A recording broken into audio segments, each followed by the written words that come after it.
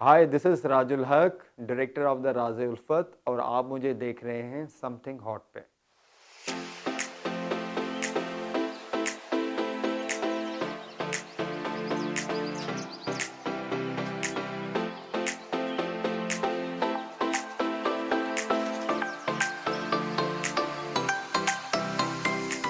अस्सलाम वालेकुम, my name is Hasan Chaudhry, your tune into something hot. एक ड्रामा आ रहा है आजकल जो कि रेटिंग्स के भी चार्ट्स टॉप कर रहा है और हर हफ्ते यूट्यूब पे ट्रेंड भी कर रहा होता है। व्यूज़ भी उसके बहुत ज़्यादा आ रहे हैं। हम लोग उसको फर्स्ट एपिसोड से रिव्यू कर रहे हैं, कभी कभी थोड़ा सा क्रिटिसाइज़ भी कर देते हैं, कभी कभी थोड़ा सा ज़्यादा क्रिटिसाइज़ भी कर देते हैं, लेकिन at the end of the day हम उसे देख भी रहे हैं, इंजॉय भी कर रहे हैं। There are many good lessons to be learn from that story as well.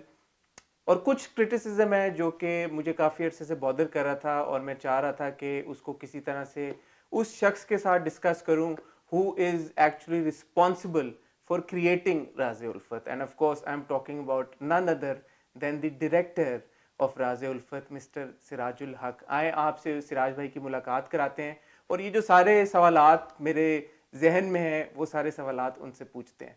अस्सलाम वालेकुम सिराज भाई, वालेकुम सलाम हसन भाई। कैसे हैं आप? आप फाइन, आप कैसे हैं? मैं ठीक हूँ। पहले तो thank you very much.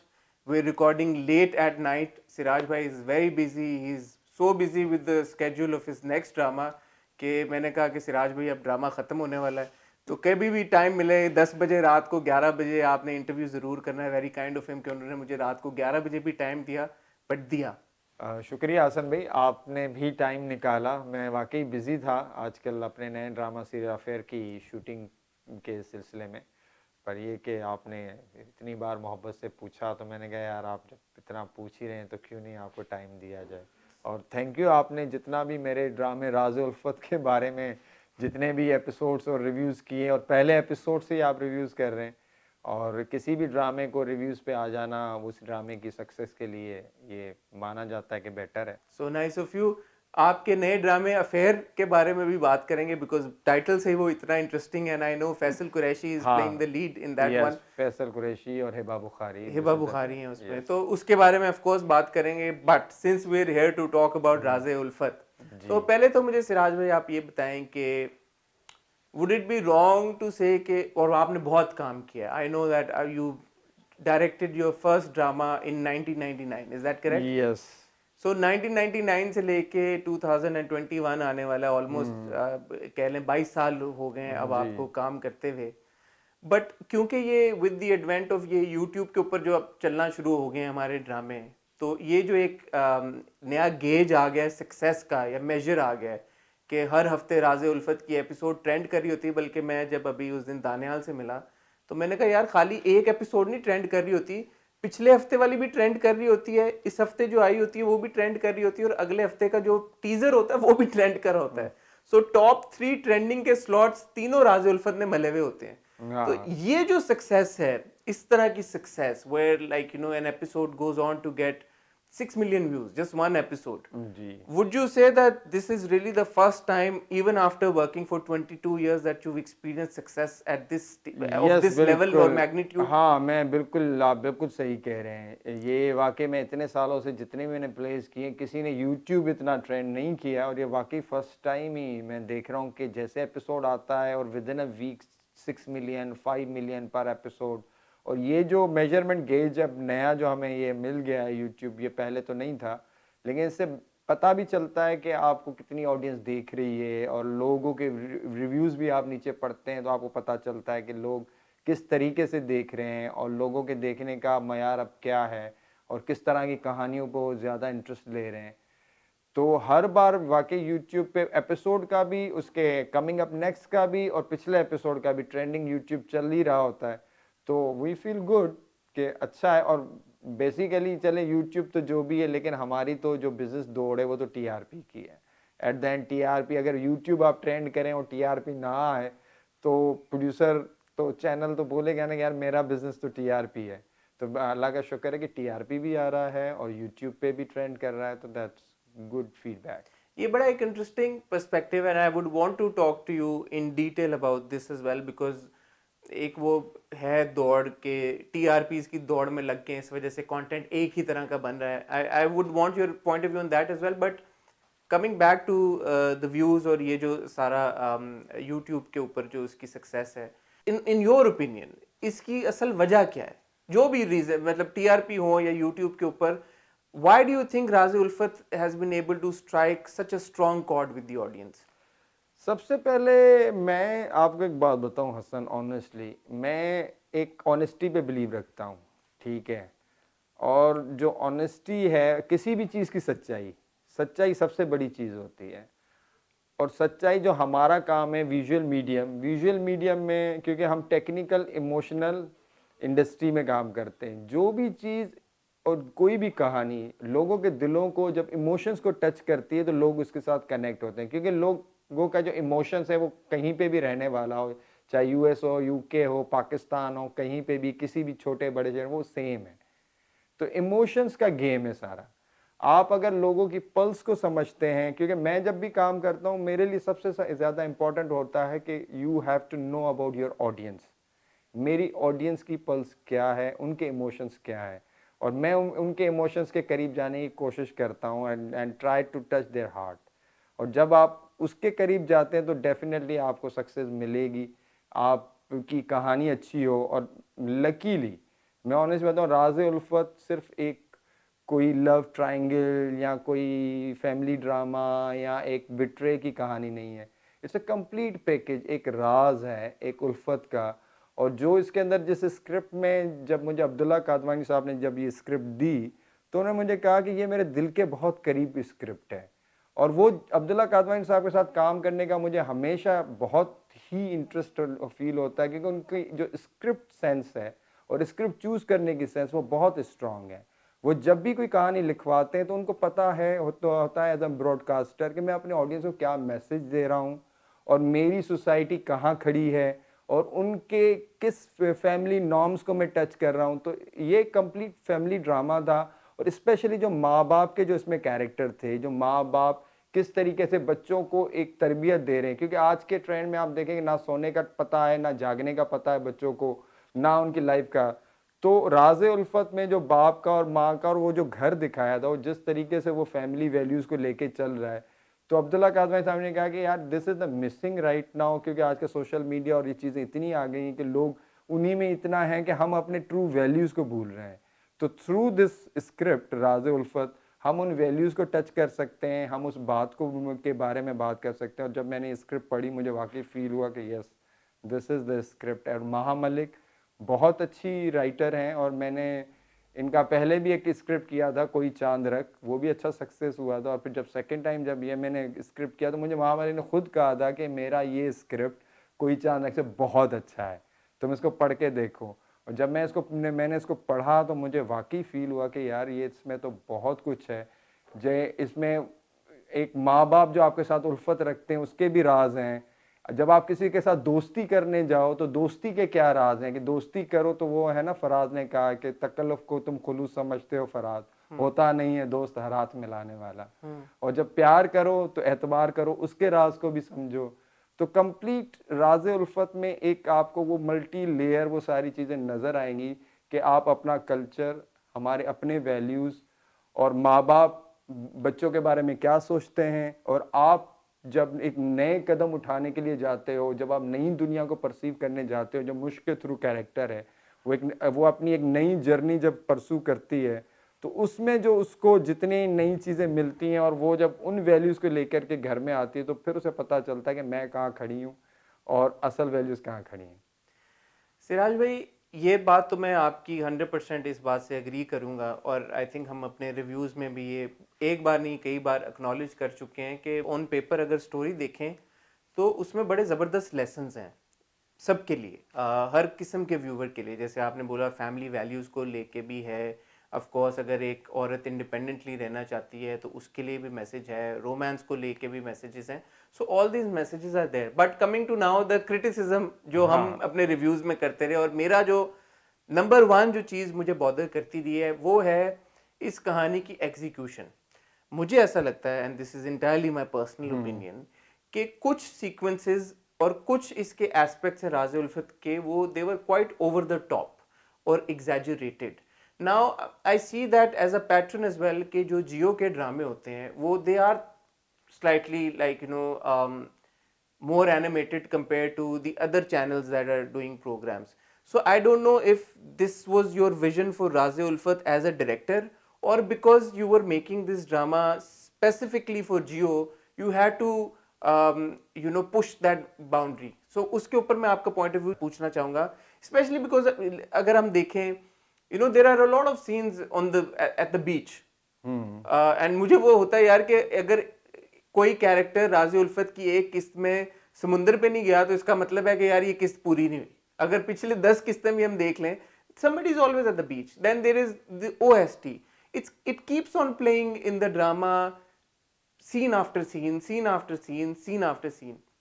Another problem that we have with Jio dramas is that शुरू के 7 minute is always dedicated to the previous episode. So somebody who's been watching 35 episodes of Razi Ulfat knows really well कि यार कि क्या हुआ है पिछले 35 किस्तों में, उसको पता है. बट फिर भी जब वो 36वीं एपिसोड देखने जाएगा तो उसको पहले 7 मिनट पहले पिछली एपिसोड के देखने पड़ेंगे. Drama at the end of the day वो 30 मिनट का ही देखेगा. तो ये जो सारे एस्पेक्ट्स हैं इसके ऊपर एज अ डायरेक्टर आपका क्या पॉइंट ऑफ व्यू है? बिल्कुल, आप चलें, आपने इतने अच्छे सवालात किए, मैं आपको बिल्कुल इसके प्रॉपर आंसर दूंगा. पहला जो मैं आपको पहला उसका जो रिपीट मिनट्स हैं उसकी बता देता हूँ. वो जस्ट बिकॉज ऑफ आपने देखा होगा कि ये तब आए जब पैंडमिक हो गया, जब लॉकडाउन हो गया, और उसके बाद ये 7 मिनट हमने रिपीट करना शुरू किए. इसलिए कि लॉकडाउन हुआ, प्रोडक्शंस रुक गई, तो चैनल के पास बैकलॉग में ड्रामे चलाने के लिए ज़ाहिर है सब चैनल्स को प्रॉब्लम हुआ. तो इसलिए कि we can keep this show as on, तो इसलिए 7 मिनट रिपीट किए. ठीक है. दूसरा जो आपने इसका सवाल था जियो की स्क्रीन और वो, और उसके अंदर जो हम इतना ओवर एग्जिजरेटेड सीन कर रहे हैं. देखें हसन, ड्रामा है, डॉक्यूमेंट्री नहीं है. ठीक है. डॉक्यूमेंट्री में आप रियलिज्म बहुत जाते हैं, और चूंकि ये एक रोमांटिक स्टोरी थी तो रोमांस इज ऑलवेज ड्रीम. तो मैं ये समझता हूँ कि जब भी आप कोई ऐसा चीज़ करें तो 8 बजे की ऑडियंस को ना ड्रीम की ज़रूरत होती है. वो आप उनको लेसन भी दे रहे हैं, आप उनको अच्छी चीज़ें भी बता रहे हैं, फैमिली वैल्यूज़ के भी बता रहे हैं, और जहाँ पे भी आपके पास थोड़ा सा एज अ डायरेक्टर मुझे कहीं मार्जिन मिलता है कि I can go license with some commercial elements and bring some dream screen for my audience, तो मैं उसकी तरफ जाता हूँ. ये कोई मुझे किसी चैनल की तरफ से कोई वो ब्रीफ नहीं होती कि आप ऐसे करो ऐसे करो ऐसे करो. हाँ, production colour, you can bring the production colour.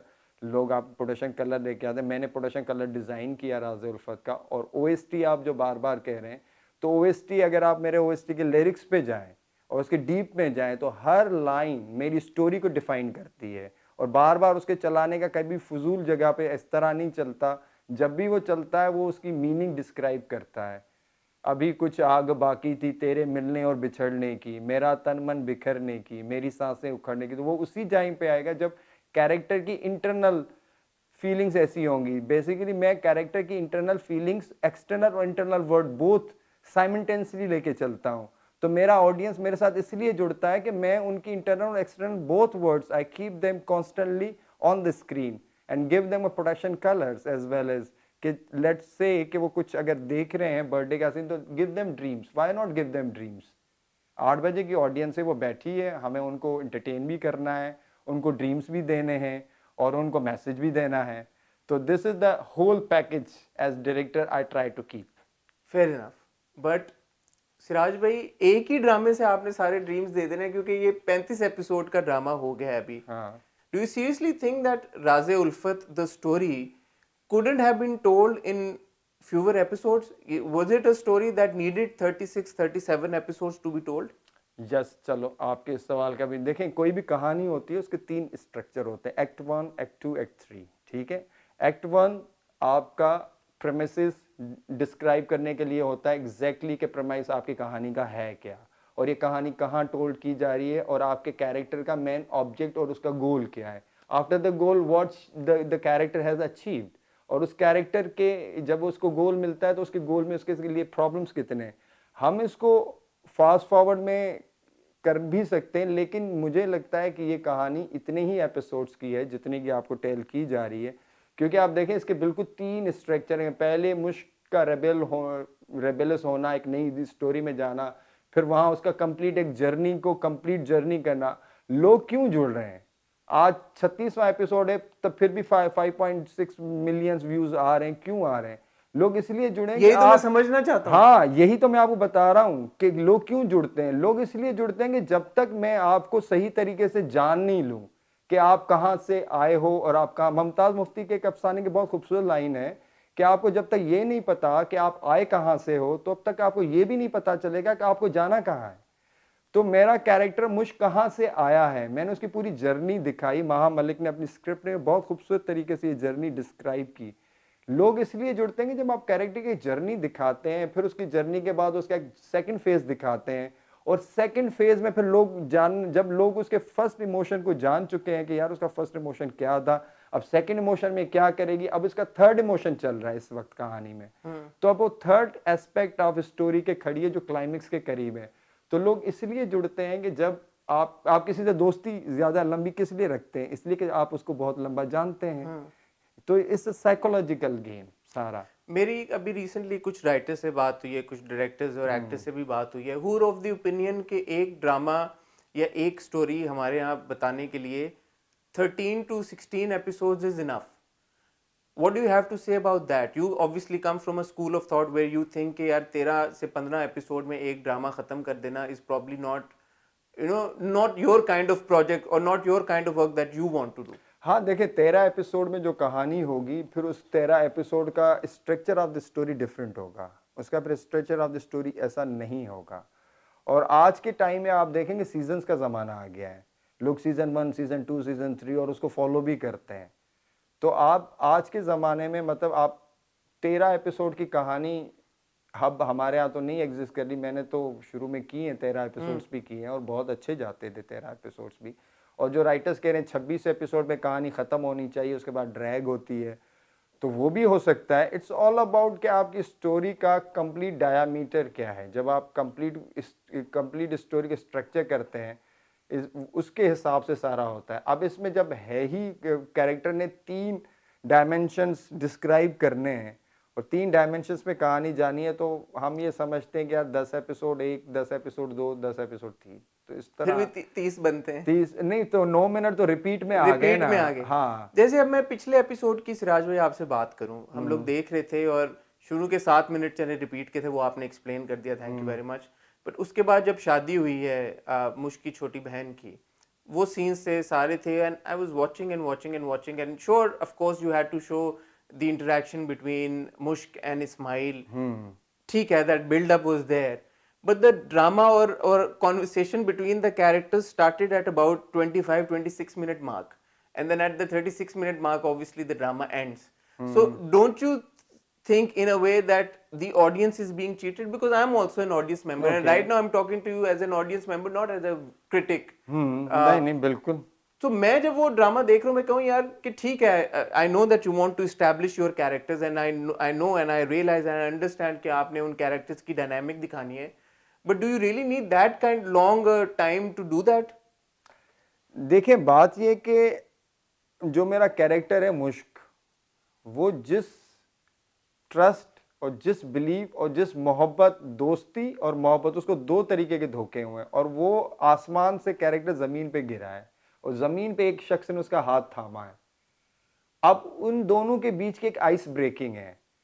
वो इतनी जल्दी आइस ब्रेकिंग नहीं होगी। मैं फौरन ये नहीं बोलूंगा वो यस इस्माइल ये वो, इस तरह नहीं हो सकता। एक कैरेक्टर अपना ट्रांसफॉर्मेशन लेता है, it's a natural process of the story. Not I am pushing, मैं जानबूझ के नहीं पुश करता कैरेक्टर को तुम ऐसा कर लो।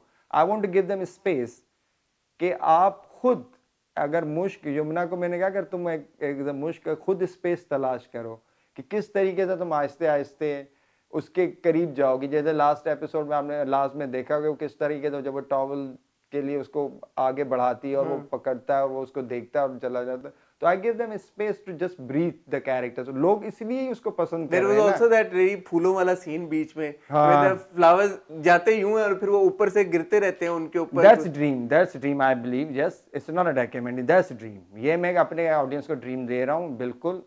फूल गिर रहे हैं, गिरने दें, वो एक गिरते गिरते रहेंगे। रहें, वो मैंने कहा एक ड्रीम। जीपीएस लगा हुआ पत्तियों पे, वो ऊपर गए और डायरेक्ट उनके ऊपर आगे गिरना शुरू हो गया, नहीं, हालांकि आप टोकरी। खुद बहुत बता रहे थे कि आप खुद बहुत पुरानी फिल्में और बहुत इस तरह की चीजें देखने वाले हैं, तो हमेशा आपको पता है फिल्मों में इस तरह होता है, ड्रामों में भी इस तरह होता है। हम तो जाहिर ही चीजों को लिटिल एग्जिजरेट करते हैं, इमोशंस को भी एग्जिजरेट करते हैं कि लोग उस इमोशन को जाने, लोगों को स्पेस देते हैं कि यार यस, फील करो।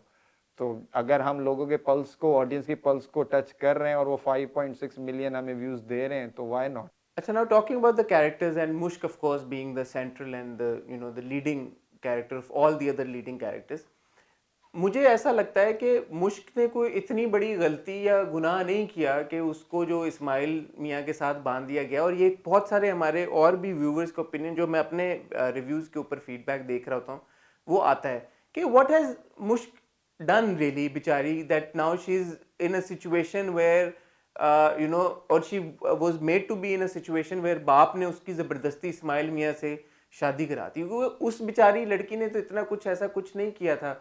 एक इनोसेंट नाइव लड़की थी जो कि कॉलेज गई, दोस्ती हुई, ठीक है, शायद बुरी कंपनी नहीं रखनी चाहिए थी, बट रख ली। यही आई थिंक यहाँ तक उसकी कोई छोटी सी एक गलती होगी। हाँ, यही तो देखें, यही तो हमारे यहाँ मोस्टली, आप जो हमारी जो लड़की, जो आजकल हमारे यहाँ मतलब मोस्टली इस तरह ही होता है कि बच्चे स्कूल और कॉलेजेस में जाते हैं, नई दोस्तियाँ करते हैं और उससे उनको कुछ, किसी को अच्छा मिलता है, किसी को बुरा मिलता है। हर एक के अपना अपना एक्सपीरियंस है। जहाँ तक आप बात कर रहे हैं कि उसने कोई इतनी बड़ी गलती नहीं की, नहीं, गलती नहीं की, लेकिन हालात और वाक़ियात जो उस वक्त रूनमा थे, एक बाप जिसके यहाँ ऑलरेडी बारात खड़ी है और उसने अनाउंस किया उसकी बेटी की शादी, तो एक कहानी को किसी पॉइंट पे कहीं ना कहीं आपको एक ऐसा सिचुएशन चाहिए होती है, ऐसा किक आपको चाहिए होती है कहानी में, जो लोगों को लगे कि हाँ, हमारे यहाँ देखिए बेचारी लड़की को तो हमेशा पसंद किया जाता है ना ड्रामे में, कि जिसके साथ जुल्म हो गया, जिसने कुछ ऐसा नहीं किया। यही तो बात है कि उसने, उसका इतना जुल्म नहीं था जितना उसको वो कर दिया गया। लेकिन यही चीज, अब आपको यही राज है कि क्या वो उसके हक में बेहतर है था या उसके हक में बेहतर नहीं था। यही आने वाले एपिसोड्स बताएंगे कि क्या उसके हक में बेहतर था या नहीं था। तो गलती किसी की नहीं होती, कोई गलत नहीं होता, कोई सही नहीं होता।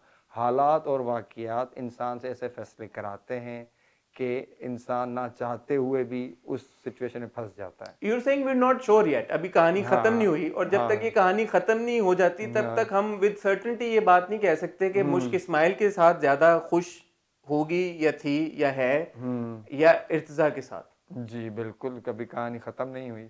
तो जब खत्म होगी तभी ये फाइनल कंक्लूजन आएगी। बिल्कुल। बट अपार्ट फ्रॉम मुश्क, जैसे उसके पेरेंट्स के कैरेक्टर्स थे, मुझे शुरू में लगा यार कि आजकल के दौर में भी क्या, कहाँ पे ऐसा होता होगा। देन बहुत सारे हमारे व्यूवर्स ने बोला कि नहीं, अभी भी कुछ जगहों पे कुछ भी नहीं, काफ़ी जगहों पे ऐसे पेरेंट्स होते हैं कि जो कि ओवरली प्रोटेक्टिव होते हैं अपने बच्चों को लेके। शायद ऐसे पेरेंट्स भी होते हैं जो कि अपनी बच्चियों को फ़ोन तक नहीं देते, और मोबाइल की जब वो सारी कॉन्वर्सेशन हुई तो उस पर भी बड़ी बात हुई कि यार कितनी क्या बड़ी बात थी मोबाइल लेके देना, but you know that was obviously a pivotal point in the plot as well. तो ये जो आपने पेरेंट्स के कैरेक्टर्स दिखाए, इसके ऊपर कितनी एक्स्ट्रा एफर्ट आपको डालनी पड़ी, और आपको पर्सनली लगता है कि ये जो आजकल का दौर है उससे कितना करीब थे ये कैरेक्टर्स?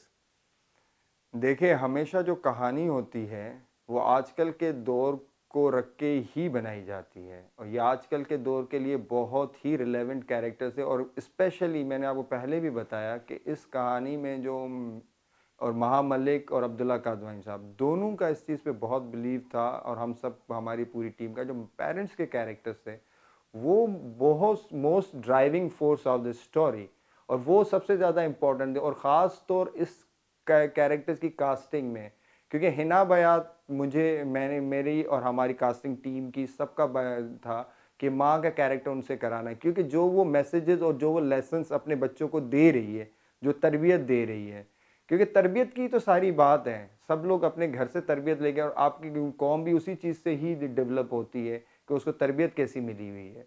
तो वो जिस तरह के मैसेजेस दे रही है, तो मुझे हिना बयात के चेहरे से उनसे वो ये बातें कहलवाना ही सूटेबल लग रहा था। और एक सख्त बाप मैं इसे नहीं कहूँगा, सही बाप, कि वो माँ बिल्कुल शफीक बाप है, लेकिन वो उसूलों का कायल है। अब आप देखें हमारे यहाँ जो उस घर में जो उसूल दिखाया, वो 9 बजे कहते हैं सो जाया करो, सुबह उठ जाया करो, इतने बजे खाना खाया करो, जो कि डिसिप्लिन मिसिंग है हमारी। अब आजकल की फैमिलीज में आप देखेंगे, तो आज के दौर में तो सबसे ज़्यादा रिलेवेंट है ये कहानी।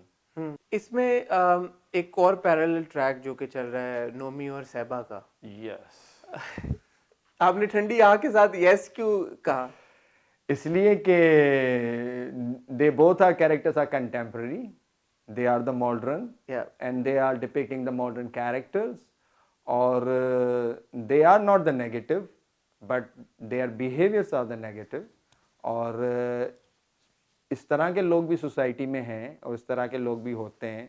मैं उनका कोई एडवोकेट नहीं हूँ, ना मैं उन कैरेक्टर्स को एडवोकेट कर रहा हूँ, लेकिन ये है कि आपको जहाँ अच्छाई दिखानी होती है उसके साथ बुराई दिखानी होती है, तो आपको स्याह और सफ़ेद एंड में कैलकुलेशन क्लाइमेक्स की तरफ जाने के लिए you need sort of this characters, क्योंकि किसी भी विलन के बगैर कोई भी कहानी कंप्लीट नहीं होती। नहीं, ऑफ कोर्स मैं यही बात आपकी एक्नॉलेज करने वाला था, स्पेशली जो आपने नोमी का कैरेक्टर दिखाया।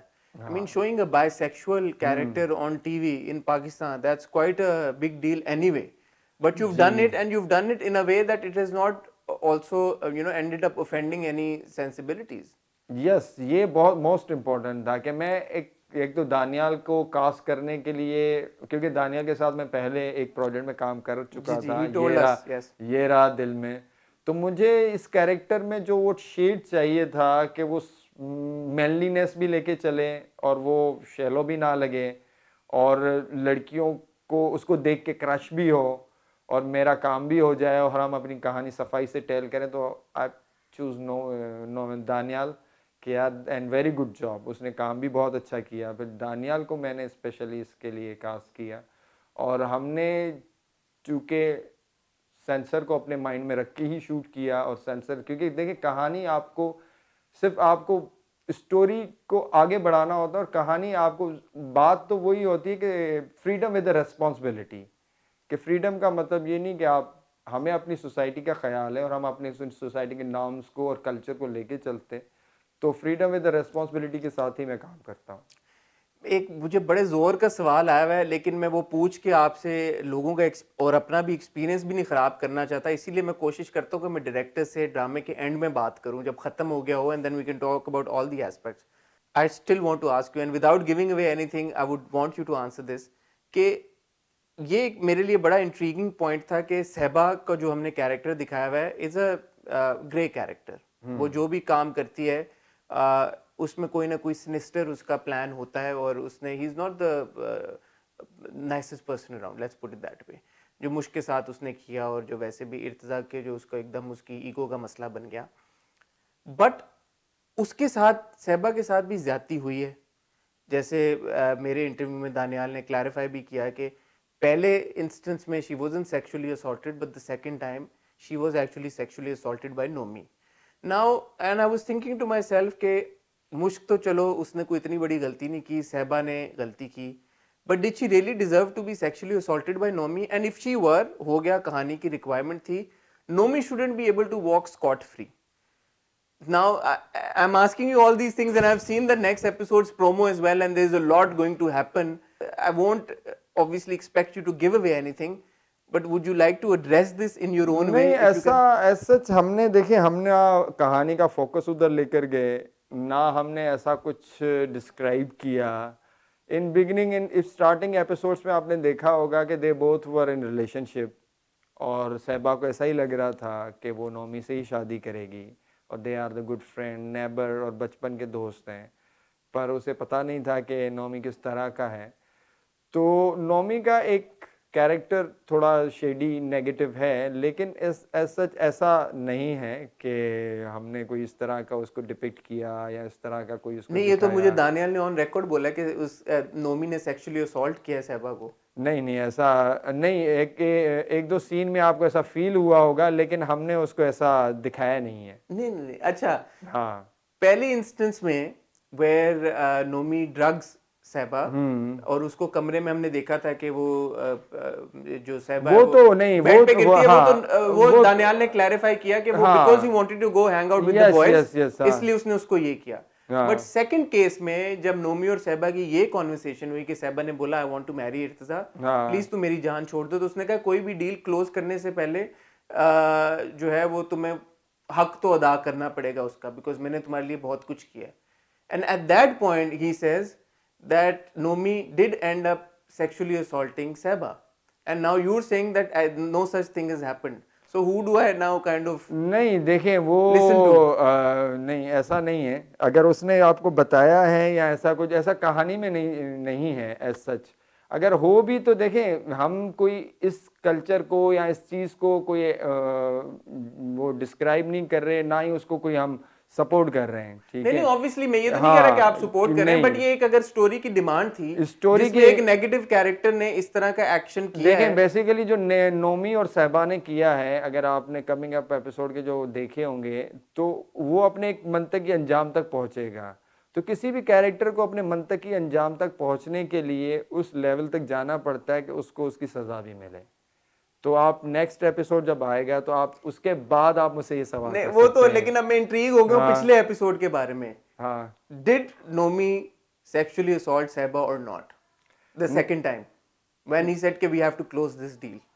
नहीं नहीं नहीं, ऐसा सीन ऐसा नहीं है। वो उसको ऐसा फील हुआ, लेकिन उसने उसको धोखे इतने दिए नोमी ने सहबा को हर लेवल पे, क्योंकि वो खुद, क्योंकि उसको सहबा के साथ भी गलत हुआ ना, वो नहीं नोमी से लेकिन शादी फिर करना सहबा हर बार ट्रॉमेटाइज क्यों अपेयर करती है? पिछले बार भी, पहली बार भी ठीक है, अगर नोमी ने उसको ड्रग करके बॉयज के साथ ही जाके हैंग आउट करना था, तो हाँ अगला पूरा जो हमने सीक्वेंस देखा बाद में, सहबा वो so traumatise, she was so depressed, वो अपना फोन बंद कर दिया उसने उसने कहा मैंने नोमी तुम्हारी कभी शक्ल ही नहीं देखनी। और फिर इस बार भी जब ये सेकंड इंसिडेंट हमें जो लगा हुआ, आप कह रहे हैं नहीं हुआ, she was visibly very very upset, and that scene where you know Seba is getting ready for her शादी। हाँ now this is that girl जिसने इतना सब कुछ पैशनेटली एक लड़के को परसू किया है, एक लड़की को ऑलमोस्ट उसकी जिंदगी तबाह करने की कोशिश की है जस्ट सो उसकी इस लड़के से शादी हो जाए, and she is getting ready, but all she can think about is what Nomi has done to her. So अगर आप कह रहे हैं कि नोमी ने कुछ किया नहीं है, नहीं, तो वो उस सोच क्या वक्त रही है वो नोमी के बारे में नहीं सोच रही, आप वो सीन दोबारा देखिए, वो उस वक्त सिर्फ उसके बारे में सोच रही है, हमारा मुश्क के बारे में, कि मुश्क के साथ उसने क्या कुछ किया इर्तिजा को हासिल करने के नहीं, बट लिए। There was a scene where हाँ उससे अगले दिन शायद उसके पेरेंट्स ने उससे बात की या कोई बात हुई जिसमें वो नोमी के बारे में भी सोचा उसने, ऐसा नहीं था कि उसने नोमी के बारे में नहीं सोचा। हाँ, नोमी ने उसके साथ कुछ बदतमीजी की, लेकिन उस नहज तक नहीं गया। वो आपको ऐसा आपको फील हो रहा है, लेकिन ऐसा हुआ नहीं है। ऐसा नहीं हुआ। वो आपको ना दानियाल हमने मस्ट बी दानियाल को शायद उसने मिसअंडरस्टूड। हाँ उसने कहानी को मिसअंडरस्टूड किया होगा, या उसने कहानी इस तरीके से नहीं समझी होगी। हमने उसको ये दिखाया कि वो उसको अटैम्प्ट करने की कोशिश करता है, लेकिन हम आगे तक उसको लेकर नहीं गए, ठीक है, क्योंकि हम ये चाहते हैं कि हम अपनी ऑडियंस को एक साफ सुथरी कहानी दें और उनको at the end lesson and message दें। इंटरटेनमेंट अपनी जगह पे है कहानी में, और हमारी कहानी का जो ओवरऑल जो उसका एक मतन है, वो एक दोस्ती और मोहब्बत और माँ बाप का जो मैसेज है, आप उसके बीच के जो उसके बीच का जो राज है उसको जानने की बात है सारी। ठीक है। सिराज भाई 35 एपिसोड हो गए हैं, कितने एपिसोड और हम एक्सपेक्ट कर सकते हैं? आई थिंक अब 1 या 2 एपिसोड की कहानी है बस। तो 37th एपिसोड विल हाँ, probably be the last 36 episode. या 38 तक इंशाल्लाह ये हाँ, रैप अप हो जाएगा। हाँ। As a director now when you review your work, आप देखते भी होंगे हर हफ्ते एपिसोड, आप देखते हैं हर हफ्ते जब आता हाँ है? जाहिर है, मैं तो एडिट से पहले भी देखता हूँ, एडिट पे भी एडिट पे देखता बाद में हूँ, जब फिर टीवी बाद पे में आता होगा भी फिर भी टीवी। देखते होंगे। हाँ, टीवी पे तो ऑन एयर के वक्त तो टाइम नहीं मिलता, फिर यूट्यूब पे जब व्यूज ज्यादा होते हैं तो फिर उस वक्त, क्योंकि हम उस वक्त फिर खुद शूट पे होते हैं। So how do you analyse your own work? अभी तक जो 35-36 एपिसोड आए हैं, जब आप मुड़ के देखते हैं, would you have done something differently if you were making Raaz-e Ulfat again, और are you completely satisfied? I am sure you are very happy you with the success, but are you also 100% satisfied with the final product? देखिए 100% तो satisfaction कभी भी नहीं होती। अगर artist 100% satisfy हो जाए तो फिर तो काम रुक गया ना, ऐसा नहीं होता। हाँ, आपकी कहानी लोगों को समझ आ गई, आपको अच्छी लग रही है, लोग पसंद कर रहे हैं, वहाँ तक ठीक है, चलें, सही है, और ओवरऑल बिजनेस भी अच्छा हो गया है और सेटिस्फेक्शन है, तो वी कैन से यस। और चूंकि मैंने आपको पहले भी बताया कि यार कोई भी कहानी दिल से आप डायरेक्ट करें और कहानी को आप खुद पहले महसूस करें अपने अंदर में और फिर उसको स्क्रीन पे लाएं, तो डेफिनेटली लोगों को पसंद आएगी। मोस्टली सारा गेम ही कम्युनिकेशन का है, how you communicate with your audience. तो in this project yes, I tried to communicate with my audience very well and good way, though कि I really understand all characters myself कि यार ये characters ऐसे हैं, ऐसे हर characters की आपने dressing, look, feel different देखा होगा, हर character के mannerism different देखे होंगे क्योंकि हमने उस पर workout किया था।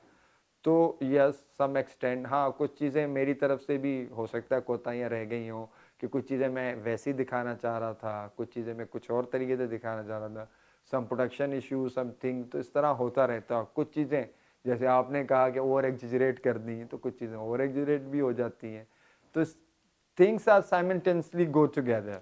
एक हमें और मुझे अभी आपने जब कैरेक्टर्स की लुक्स और उनके अपीयरेंस और सारी चीज़ों की बात की तो मेरा ख्याल आया मुझे इस्माइल का जो कैरेक्टर है and we understand that he has a lot of baggage his wife passed away he has got 2 किड्स a sister who's who needs special attention. Do you think that you could have made that character a bit more desirable in the sense that Mushk on one hand बहुत खूबसूरत है, पढ़ी लिखी भी है, सब कुछ है, एंड ऑफ कोर्स एक तरफ उसको अब चूज करना है जब जब जिस कहानी के मोड़ पे है between Irtiza and between Ismail.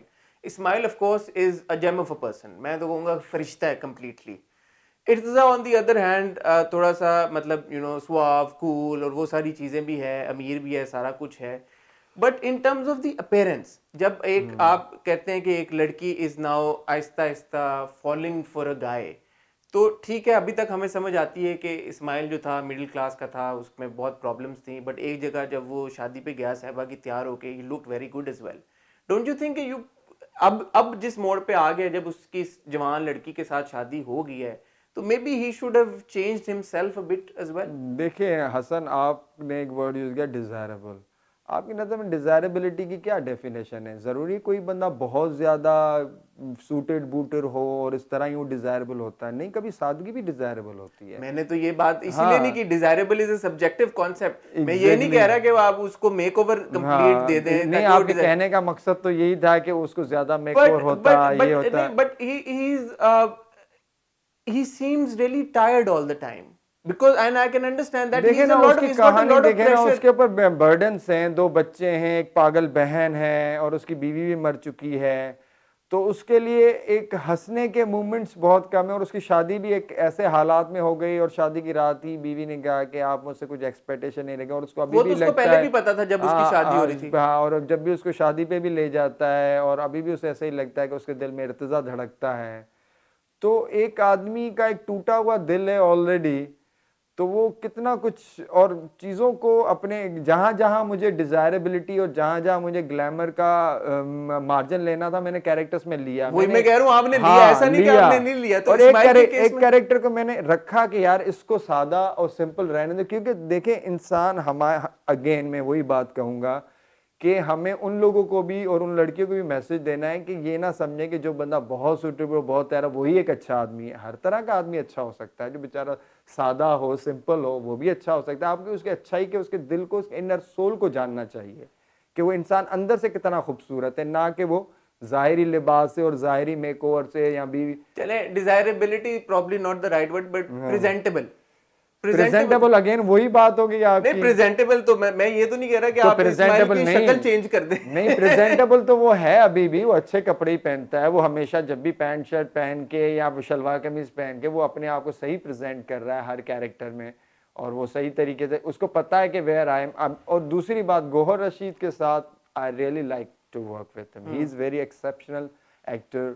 No वो डाउट अबाउट दैट। हर तरीके के कैरेक्टर्स, जब उसने ये कैरेक्टर पढ़ा तो वो उसकी वो कंप्लीट साइकी को लेके चला है हर चीज के साथ, कि यार ड्रेसिंग से लेकर के, कपड़ों से लेकर के हर चीज को उसको साथ साथ लेके चला है, और जहां जहां उसको थोड़ा बहुत डिजायरेबल या लाइकेबल करना था जिस मूवमेंट पे शादी वाले सीन में, तो वो थोड़ा बहुत हमने किया। किया है। ठीक है, वहां जैसे पे कहीं पे कंटिन्यूटी का भी मुझे मसला लगा, वो शायद ऑब्वियसली होता है, शूट के होता है कभी कभी हो सकता है हुआ हो हो, जाता है। वो तो बड़े बड़े कंटिन्यूटी जंप्स आते रहते हैं, आते लेकिन रहते हैं।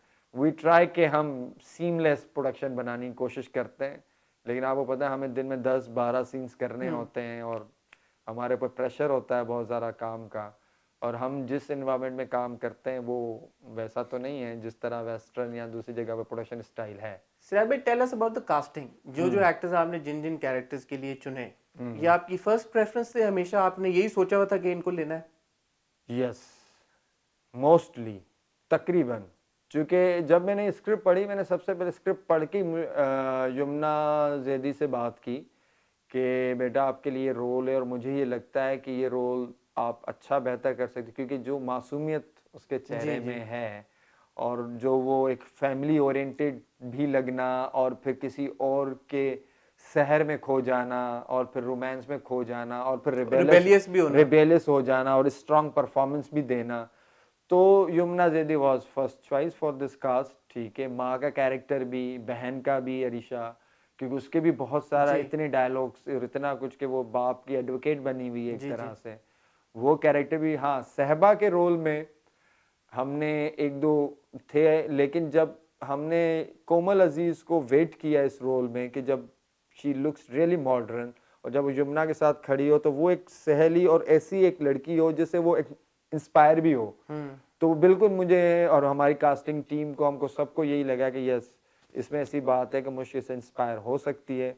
दानियल का तो मैंने आपको बताया, और Irtiza, yes, Shahzad was the Shahzad, yes, for this role he was the first choice, कि मैं चाहता था कि एक चार्मिंग बॉय हो, एक ऐसा लड़का हो जिससे लड़की फॉलोइंग इन लव हो सके, और एक ऐसा दीवाना हो जिसे किसी सादी लड़की के साथ फर्स्ट साइड लव हो जाए, तो फिर शहजाद को ही हमने ऑफर करा। नाउ दैट राज़ी उल्फत इज कंक्लूडिंग, सिराज भाई, एक मैसेज अगर आप कहें, बाकी 10 मैसेज ना भी लें, बट एक मैसेज जो आप चाहेंगे कि व्यूवर्स या ऑडियंस जरूर लें राज़ी उल्फत से, वो क्या होगा मैसेज? ट्रस्ट, एतबार करें, अपने माँ बाप का भी ट्रस्ट ना तोड़ें, और जहाँ मोहब्बत करें तो उस पर भी एतबार करें, और जहाँ जिससे दोस्ती करें उस वो भी अगले का ट्रस्ट ना तोड़ें। तो राज़ उल्फत का कंप्लीट मैसेज ही ट्रस्ट है, एतबार पे पूरी ये कहानी खड़ी है। किसने कहा किसका एतबार को तोड़ा, वहीं से ही जो है ना सारे कॉन्फ्लिक्ट ने जन्म लिया इस कहानी में। सिराज भाई, as a creative person, do you sometimes feel trapped? जो हम शुरू में बात कर रहे थे, ये रेटिंग्स की एक दौड़ है कि प्रोड्यूसर को तो टीआरपीस चाहिए होती हैं, और मैंने अक्सर, अब जो मेरी कॉन्वर्सेशंस रिसेंटली हुई हैं राइटर्स के साथ, डायरेक्टर्स के साथ, इवन बिग एक्टर्स, ए लिस्ट एक्टर्स, वो ये कहते हैं यार कि हाँ, स्टोरी में कोई ना कोई एस्पेक्ट ऐसा दिखाना पड़ता है जिससे शायद हम खुद भी एग्री नहीं करते, बट ये डिमांड होती है because this is what gets us the TRPs. यार देखिए हसन, ये आपका एक बहुत ही अच्छा सवाल है, और एज एन क्रिएटिव आपने सवाल किया है। ठीक है, देखो मैं इस चीज़ से बिल्कुल एग्री हूँ कि हमारे टीवी ड्रामों को ना डिफरेंट जॉनरास पे भी काम करना चाहिए, कुछ एक नई कहानियाँ भी लानी चाहिए। ज़रूरी नहीं हर बार ये इसी तरह की हम कहानियों पे काम करें। एक्शन है, थ्रिलर है, मर्डर मिस्ट्रीज़ हैं, हिस्ट्री है, हमारी इतनी हिस्ट्री भरी हुई है, लेकिन कुछ होता ही नहीं है। मतलब वही है, मुझे भी ऐसा ही लगता है कि हम एक ही कहानी बनाए जा रहे हैं। सही है, लेकिन देखें एट द एंड वही है कि जो मार्केटिंग वाला जो बंदा बैठा हुआ है, जिसने हम बस बेसिकली ड्रामा बेचना है, जो एमबीए पास करके चैनल पे लगा है और वो मार्केटिंग में है, उसने खुद कितना ड्रामे को पढ़ा है, या उसको खुद कितना इंटरटेनमेंट मीडियम का पता है। वो शायद समझता है कि ड्रामा और आर्ट को भी ऐसे ही बेचना है जैसे घी, साबुन और इस तरह की चीज़ों को बेचना है। तो वो उसको उस तरह की मुझे नहीं लगता कि हमारे यहाँ जो ब्रॉडकास्टिंग में और मार्केटिंग में जो लोग बैठे हैं उनको इस चीज़ का आइडिया है। वो इस चीज़ को ही रेट करते हैं कि 8 बजे कौन सी औरत बैठी हुई है, किस घराने में किस तरह के प्रोडक्ट चलते हैं और किस तरह के ड्रामे देखे जाते हैं, और पिछली बार जो ड्रामा जो हिट हुआ था उसमें वो क्या ऐसा था, वो स्ट्रेटेजी कर प्लान लेके वो बिठाते हैं और फिर ब्रॉडकास्टर को बोलते हैं कि यार इस तरह के आप ड्रामे बनाओ। बात है कि आप जो ऑडियंस को दिखाओगे, वो तो जो मुफ्त में देखने के लिए बैठी हुई, आप उसको जो दिखाओगे वो देखेगी, आप उसको जिस डगर पे लगाओगे वो लग जाएगी। अब मैं आपको देखें, अलिफ ड्रामा हमने रिसेंटली आया, उसमें डिफरेंट एक कॉन्सेप्ट था, एक स्पिरिचुअलिटी की बात, अगेन उसको टीआरपी नहीं मिली। इसी तरह अच्छा सॉरी, लोग बड़ा नाराज होते हैं इस बात पे हाँ कि यार कि अलिफ वाज नॉट अ, अब देखा आपने सिराज भाई एक डायरेक्टर होते हुए आपको ये बात इसलिए कह रहे हैं क्योंकि प्रोडक्शन हाउस पे, चैनल पे the measure of success is TRPs. तो जब एक ड्रामे को टीआरपी नहीं मिलती, जब उस लोग तरह का ड्रामा फिर वो अगली बार सैंक्शन नहीं करते। सैंक्शन ही नहीं करेगा। जैसे आंगन हम टीवी ने बनाया, वो भी हिस्ट्री पे था, अगेन उसको भी नहीं ऑडियंस ने देखा। भाई ऑडियंस का कसूर है ना। आप अब वो अर्तुगरुल को देख रही है, हम अपनी हिस्टोरी का ड्रामा लेकर के उसको देखेगी। बात यही है ना, हमारे पास भी स्क्रिप्ट्स हैं, हमारे पास भी ऐसी कहानी है, हमारे भी ब्रॉडकास्टर प्रोड्यूसर्स का दिल है, वो भी कैसी कहानियां करना चाहते हैं। लेकिन अगेन बात ये होती है कि ऑडियंस वो रेस्पॉन्स नहीं देती। तो सिराज भाई इस विशियस सर्कल से हम निकलेंगे कैसे फिर? ये तो फिर अब टीआरपी पे बनते रहेंगे और जो आपके अंदर की भी क्रिएटिविटी है वो फिर हमें देखने को मिलेगी नहीं। नहीं देखें, कोई भी चीज कांस्टेंट नहीं होती। डावन ने भी यही कहा, कोई चीज कांस्टेंट नहीं, वक्त के साथ साथ बदलता रहता है। पहले हमारे ड्रामे की शक्ल कुछ और थी, फिर बीच में कुछ और हुई, फिर बीच में हम स्टार प्लस को भी कॉपी करने लगे, हमें समझ ही नहीं आ रही थी कि हम कैसे ड्रामे करें। फिर हम टीवी, सुल्ताना सिद्दीकी, मैं उनको बहुत क्रेडिट दूंगा, उन्होंने हमारे एक्चुअल ड्रामे को जिंदा किया। फिर एक्चुअल हमारी कहानियां आना शुरू हुई, फिर हमने नॉवेल से अडॉप्ट करना शुरू किए, जैसे उन्होंने वो दास्तान ड्रामा बनाया था, तो इस तरह के ड्रामे बनना शुरू। तो फिर हमारा एक्चुअल ड्रामा रिवाइव होते होते अच्छी शक्ल पे आया। फिर वहां से फिर एक नया डिप आया कि जिसमें हम इस तरह की कहानियां के वही जो एक बेचारी लड़की और ये और वो, उन तरह की चीज़ों में फंस गए। तो लेकिन अब वक्त, चूंकि अब आने वाला टाइम मुझे लग रहा है कि डिजिटल का है और लोग सीजन्स टाइप चीज़ों पे जा रहे हैं। उसकी सबसे बड़ी मिसाल अर्तुगरुल है, जिसको ज़्यादा टीआरपी भी मिली है, और हमारे कुछ प्रोड्यूसर सोच भी रहे हैं इस हवाले से कि कुछ अब ऐसा कहीं किया जाए, कुछ ऐसी डेटिंग स्टेप लिया जाए, या थोड़ा सा कुछ क्रिटिकल स्टेप्स लिया जाए। और मैं अप्रिशिएट करूंगा, करें बिल्कुल, क्योंकि मैं भी कुछ ऐसे, मैं तो ट्रेलर्स बना के बैठा हुआ हूँ अपनी हिस्ट्री के, सिंध की हिस्ट्री पे ट्रेलर्स बनाए अपने बजट से, और स्टिल मैं सीकिंग कर रहा हूँ कोई प्रोड्यूसर मिल जाए, कोई पैसा लगा, नहीं कोई नहीं मिल रहा। हमें इस तरह के ड्रामों के लिए ऑल टाइम हर प्रोडक्शन हाउस, यार ये ड्रामा है, ये ड्रामा है। मैं कहता हूँ यार टाइम ही नहीं, डेट नहीं, मैं यहाँ बिजी हूँ, इनका कर रहा हूँ। तो मैं जहाँ पे भी जाता हूँ 2-2, 3-3 साल का एग्रीमेंट होता है कि भाई उनको पता है कि ही नोस के यार 8 बजे को मुझे कैसा, क्योंकि हमें जो भी आप देखें, मैं एक डायरेक्टर हूँ, मुझे पता है कि मुझे क्या बनाने दिया जा रहा है। डायरेक्टर निशानेबाज होता है, मुझे निशाना बांधना है, मुझे पता होता है कि, लेकिन हिट है या मिस है, या मैं तो निशाना अच्छा ही बांधूंगा। गन तो जाहिर है प्रोड्यूसर की होती है, चैनल की होती है, निशाना मुझे बांधना है। और मुझे निशाना अगर पता है कि यार मुझे ये निशाना बांधना है तो मैं बांधूंगा। हाँ, हमें नया जॉनरा करने के लिए देंगे, नई कहानियां देंगे, कुछ भी, तो हम उस पर डेफिनेटली अपने ऑडियंस का उसमें भी दिल जीत के दिखाएंगे। इट्स ऑल अबाउट के हमें स्टेप तो उठाएं, और ये सब कलेक्टिवली होगा, सारे चैनल, सारे प्रोड्यूसर्स मिलके, और स्पेशली ऑडियंस। बेसिकली मैं ऑडियंस को जरूर कहूंगा कि इस तरह के अगर आउट ऑफ द बॉक्स ड्रामे आते हैं तो उनको देखें और आप अपना फीडबैक दें। आप देंगे तो हम यहाँ से कुछ बदलाव आएगा।